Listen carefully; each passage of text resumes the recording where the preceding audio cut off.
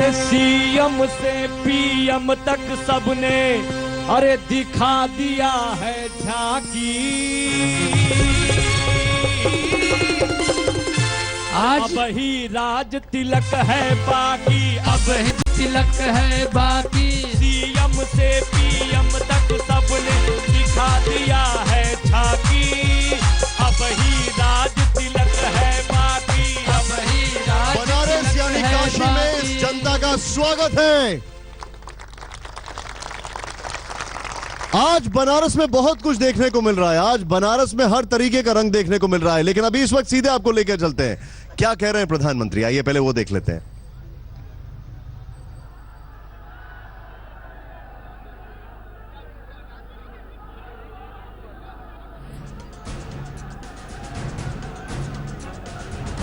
जब चुनाव घोषित हुआ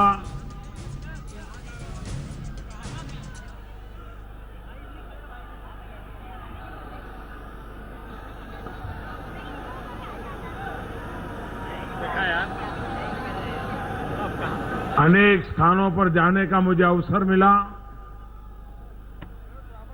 और आज जब इस काशी की पवित्र धरती पर मेरे कार्यक्षेत्र में आप सबके बीच आने का सौभाग्य मिला है, तब एक बार आप सब हमारी साथे जोर से बोली, हर हर महादेव, हर हर महादेव, हर हर महादेव। भारत माता की, भारत माता की। ऐजा उपस्थित सब लोगन के हमार प्रणाम बा।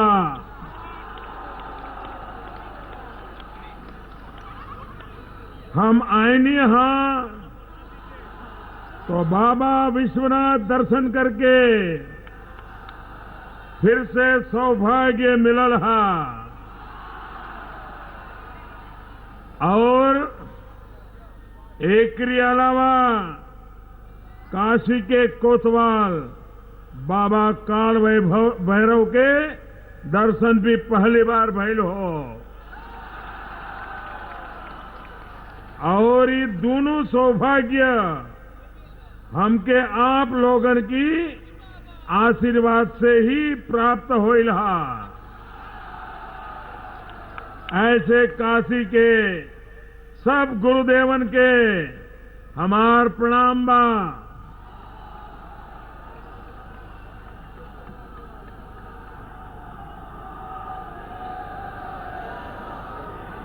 भाइयों बहनों,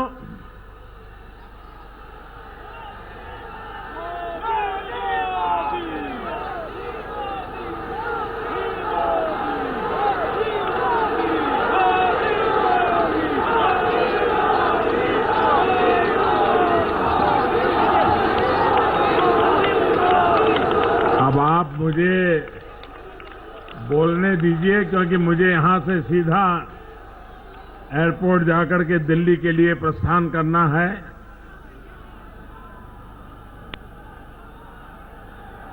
मैं उत्तर प्रदेश भारतीय जनता पार्टी का और काशी बीजेपी का हृदय से आभार व्यक्त करता हूं कि उन्होंने मुझे आप सबके दर्शन का अवसर दिया।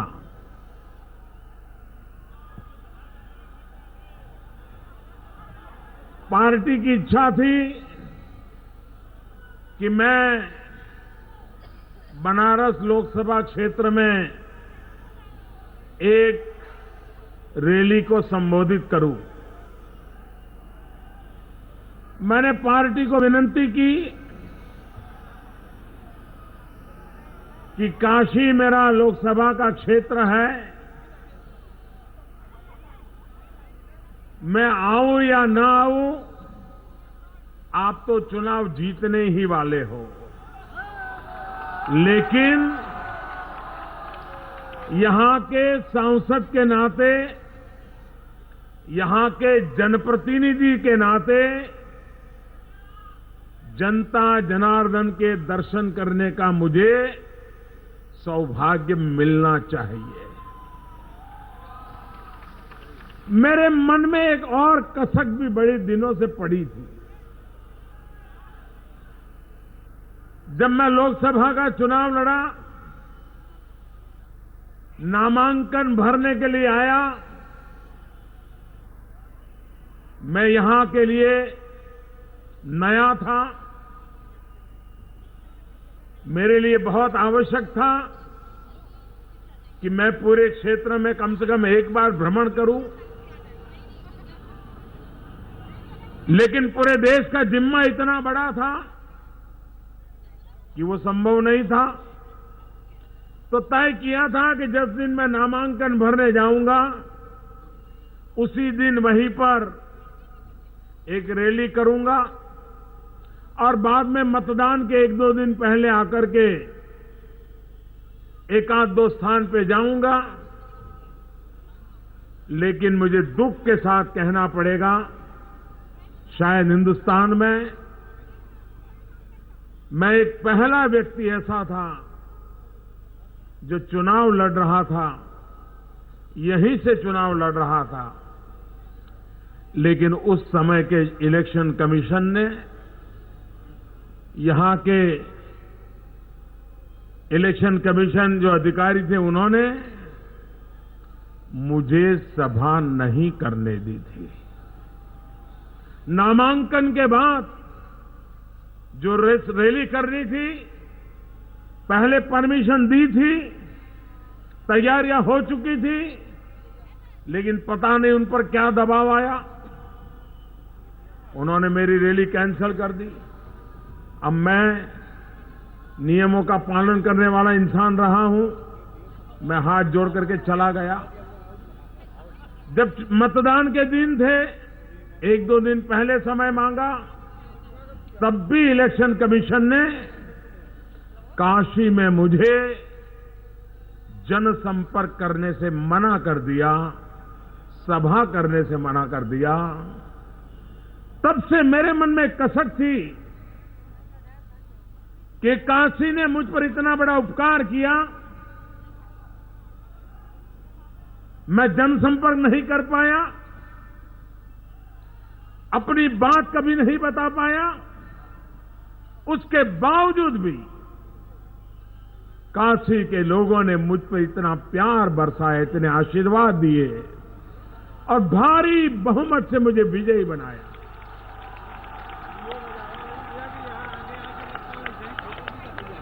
और तब से मैं चाहता था कि मैं समय निकाल करके काशी की जनता के दर्शन करने का अवसर लूंगा।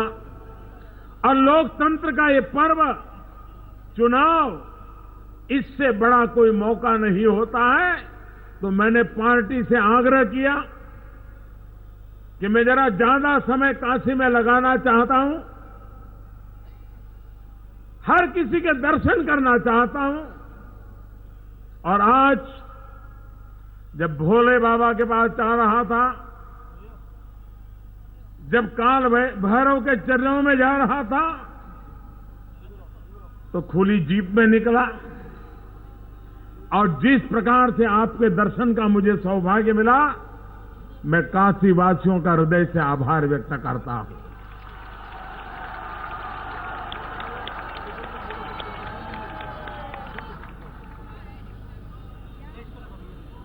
आज तो मैं वापस जाऊंगा, लेकिन कल शाम फिर से आऊंगा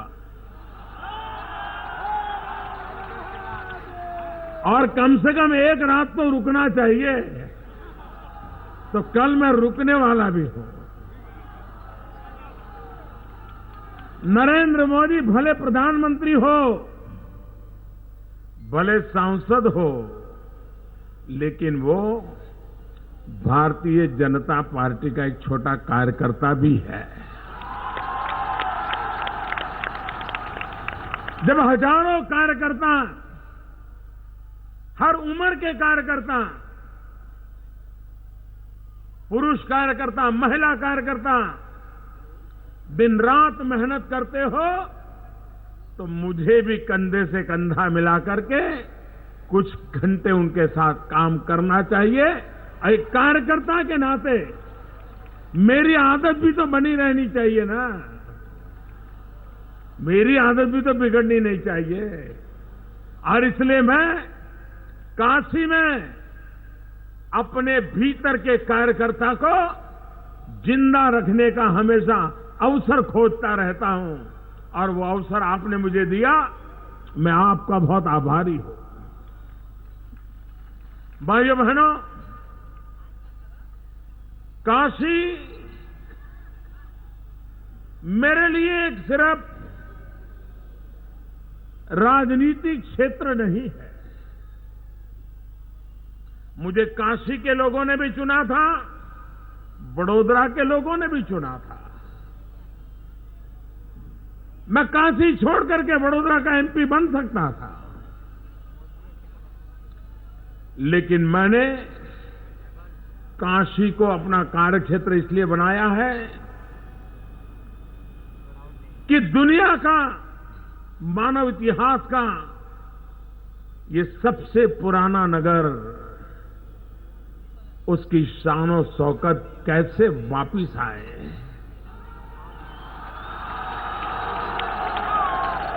उसकी आन बान शान फिर से एक बार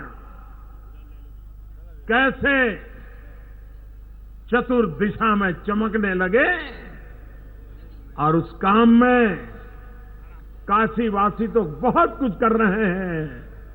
अगर मैं भी एक गिलहरी की तरह कुछ कर पाऊं तो मेरा जीवन धन्य हो जाएगा। इस भाव से मैं कुछ कर पाऊं तो मेरा जीवन धन्य हो जाएगा, इस भाव से मैं आया।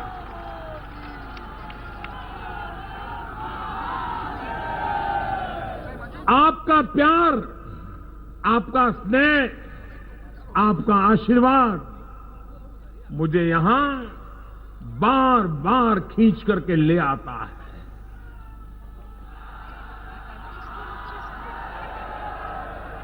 और ऐसी नगरी मैं एक बार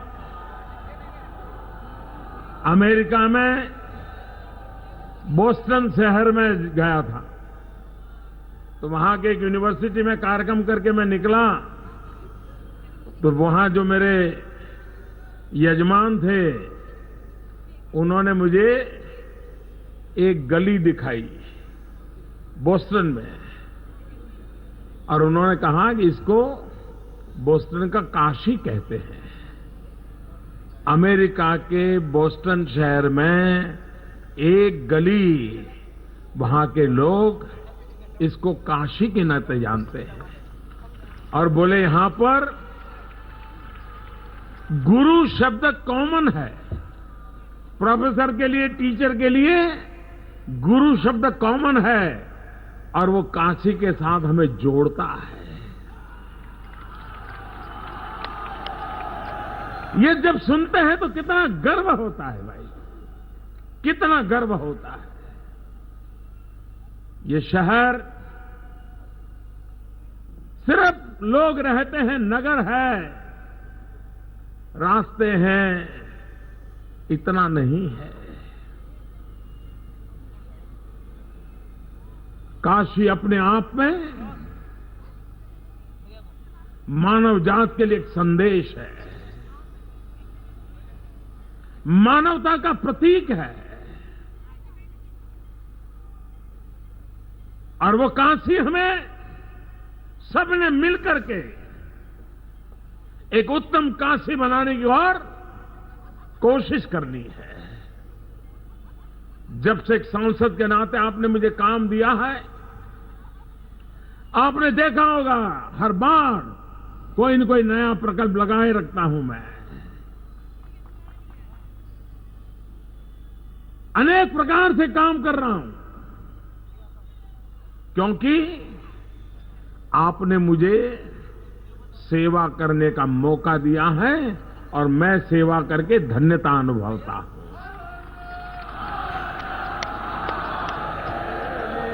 भाइयों बहनों, ये शहर मां गंगा है, भोले बाबा है, अनेक तीर्थ क्षेत्र हैं, ऐतिहासिक महापुरुषों की गाथाएं जुड़ी है, सांस्कृतिक महापुरुषों की गाथा जुड़ी है, बुद्ध से लेकर के अब तक अनेक जीवनों से ये धरती जुड़ी हुई है। लेकिन इसके साथ साथ हमारे लिए काशी की ये जो आत्मा है, उस आत्मा को तो बनाए रखना है, लेकिन काशी का कायाकल्प भी करना है।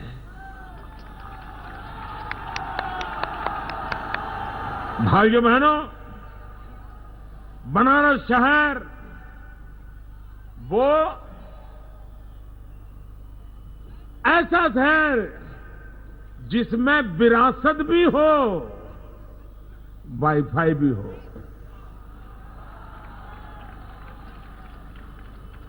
वहां सांस्कृतिक चेतना भी हो, वहां सफाई भी हो।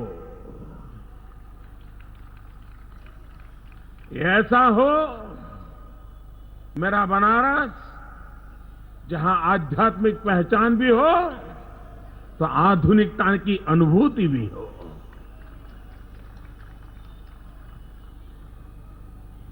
गंगा मां जैसे बहती रहती हैं, वैसे मेरा बनारस भी उसमें कभी ठहराव न हो। युगों को अपने आप में समेटी हुई मेरी ये काशी आने वाले युगों के लिए एक नई मिसाल बनके विकसित होती रहे, इन सपनों को लेकर के काम करना है। और इसलिए मेरे भाइयों बहनों, काशी के विकास के लिए जब मैं आया, कई वर्षों से, जब अटल जी की सरकार थी तब से रिंग रोड की चर्चा चल रही थी। लटका पड़ा हुआ था कि नहीं पड़ा हुआ था, अटका पड़ा था कि नहीं पड़ा था, रिंग रोड का काम चालू हो गया कि नहीं हो गया? आप मुझे बताइए, जिस दिन ये रिंग रोड पूरा हो जाएगा तब काशी के जीवन में कितनी सुविधा होगी, ट्रैफिक में कितनी समस्याओं का समाधान होगा कि नहीं होगा? भाइयों बहनों, एयरपोर्ट पे दुनिया भर के टूरिस्ट आते हैं, और काशी आने तक का रास्ते का हाल क्या था? आज 4 लेन का काम तेजी से चल रहा है कि नहीं चल रहा है? शानो शौकत बदल रही है कि नहीं बदल रही है? आपको दिखता है? दिखता है? अखिलेश जी को नहीं दिखता है।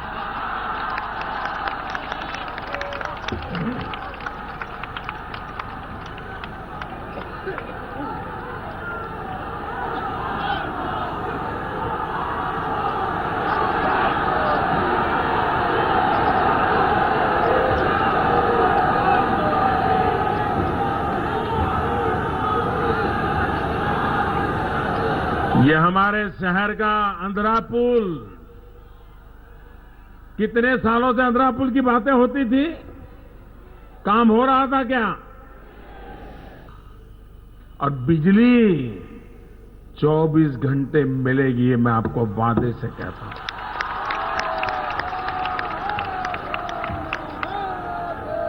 अब मुझे बताइए, काशी में बिजली 24 घंटे मिलती है कि नहीं मिलती है? नहीं, मुझे गंगा की सौगंध खाने की जरूरत है क्या? देखिए, कोई ईश्वर को माने या ना माने, लेकिन ईश्वर की ताकत तो होती है कि नहीं होती है? जो रोज झूठ बोलते थे, रोज झूठ बोलते थे, आज जब वो मंदिर जा रहे थे उसी समय बिजली चली गई।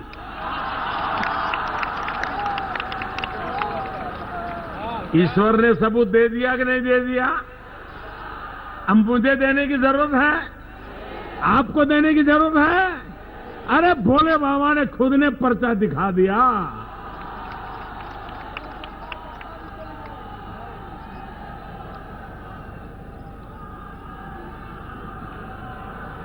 भाइयों बहनों,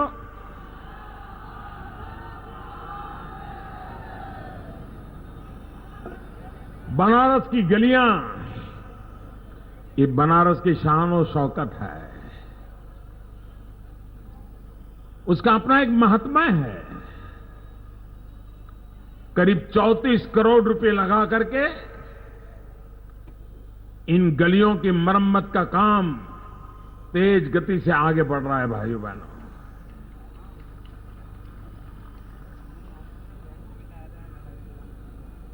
विकास में इंफ्रास्ट्रक्चर ये समस्याओं का स्थायी समाधान करता है। हमारा रेलवे स्टेशन, इलाहाबाद से काशी तक की